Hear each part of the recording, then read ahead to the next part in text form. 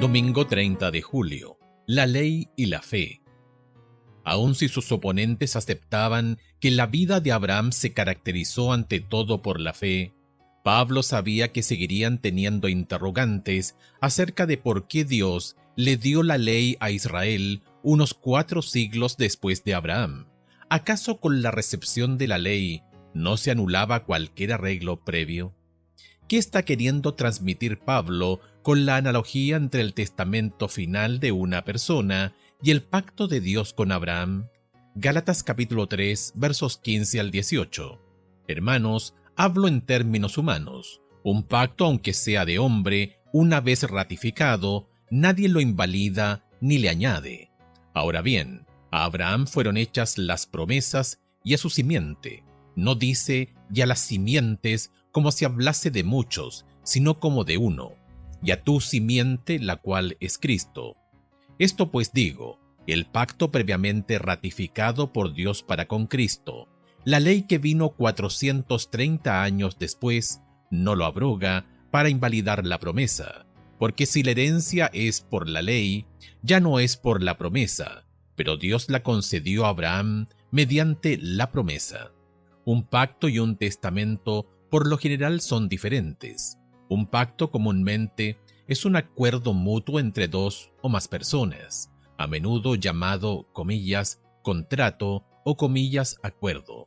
En cambio, un testamento es la declaración de una sola persona. La traducción griega del Antiguo Testamento, la Septuaginta, nunca traduce el pacto de Dios con Abraham con la palabra griega usada para referirse a acuerdos o contratos mutuos, sinteque. Más bien, usa la palabra para testamento, diateque. ¿Por qué? Probablemente porque los traductores reconocieron que el pacto de Dios con Abraham no era un acuerdo entre 2 personas donde se hacen promesas mutuamente vinculantes. Al contrario, el pacto de Dios se basaba únicamente en su propia voluntad. No dependía de ninguna cláusula condicional. Abraham simplemente debía confiar en las promesas de Dios. Pablo utiliza este doble significado entre comillas testamento y comillas pacto para destacar características específicas del pacto de Dios con Abraham. Al igual que un testamento humano, la promesa de Dios se aplicaba a un beneficiario específico, Abraham y su descendencia.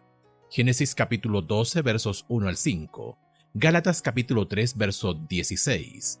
También incluía una herencia. Génesis capítulo 13 verso 15, capítulo 17 verso 8, Romanos capítulo 4 verso 13, Gálatas capítulo 3 verso 29. Lo más importante para Pablo es la naturaleza inmutable de la promesa de Dios.